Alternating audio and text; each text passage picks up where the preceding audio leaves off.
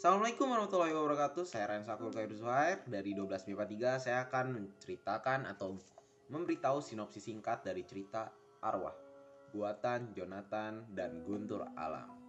Oke, jadi di cerita tersebut tokohnya yaitu ada Jonathan, ada Leo, ada Naim, Melody, lalu ada Bram, ada Budi, lalu ada Mario, lalu ada Pak Hasta.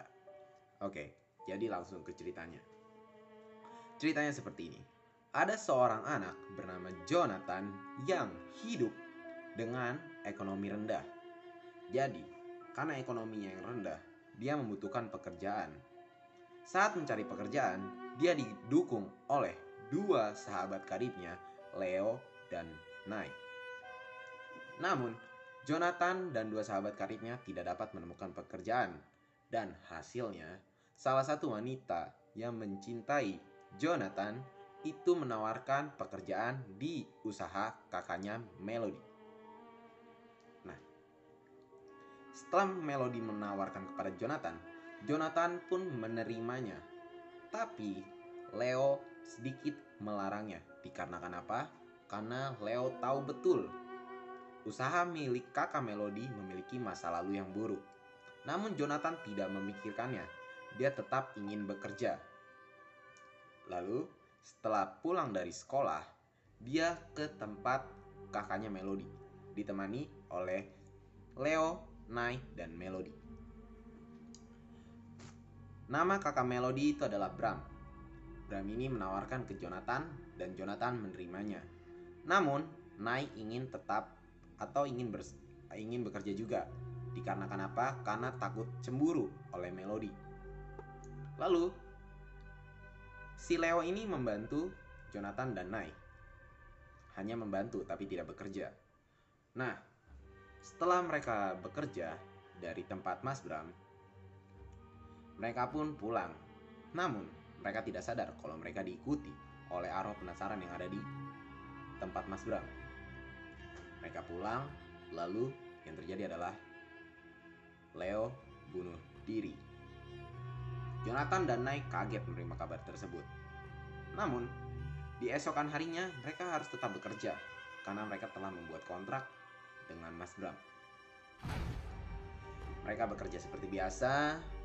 Lalu 3 hari kemudian mereka mendapatkan hal teror kecil seperti perasaan tidak enak, lalu lampu suka mati sendiri, mereka merasa diikuti, hanya seperti itu. Namun 1 minggu kemudian mereka merasa ada hal besar yang akan terjadi.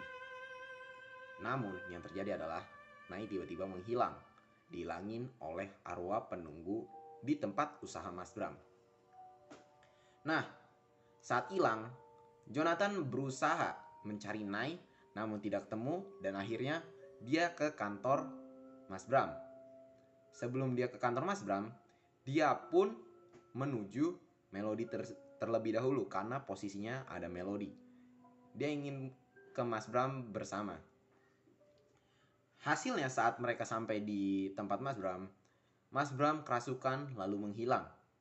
Jonathan dan Melody pun panik. Nah, Melody ini mengingat suatu hal. Kalau dulu memiliki seorang pelayan yang memiliki kekuatan gaib yang bisa berbicara dan mengusir setan. Akhirnya, Melody dan Jonathan menuju orang tersebut. Nama orang tersebut adalah Pak Hasta. Pak Hasta pun diceritakan oleh Jonathan dan Melody tentang apa yang terjadi di tempat Mas Bram. Pak Hasta tergesa-gesa agar ke tempat Mas Bram. Dan Pak Hasta pun memulai agar Nai dan Mas Bram selamat. Nai dan Mas Bram pun selamat. Namun, Pak Hasta bingung. Kenapa hantu ini ingin sekali mengganggu Mas Bram? Hantu ini pun bercerita dan mengenalkan dirinya bahwa namanya adalah Budi. Budi ini adalah teman yang dulunya sahabatan. Budi ini adalah seorang yang bersahabat dengan Bram dulu. Dia ini bunuh diri dikarenakan patah hati oleh Bram. Karena apa? Bram ini memilih Mario dibandingkan Budi. Namun, di sela bercerita, Bram pun memotong cerita. Karena apa? Dia ingin menjelaskan yang sebenarnya terjadi. Bram ini sebenarnya membunuh Mario demi Budi. Setelah Budi mendengar hal tersebut, Budi pun hidup dan dia bisa tenang arwahnya. Lalu Budi pun tenang dan Bram disuruh oleh Pahasta untuk membayar dosa-dosanya. Dan diskotik pun atau tempat usaha Bram ini tidak ada arwah penasaran lagi.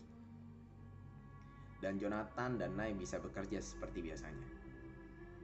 Oke, amanat dari cerita yang bisa kita ambil adalah setiap ingin bekerja ataupun ingin melakukan sesuatu harus dilihat dulu bibit bebet bobotnya.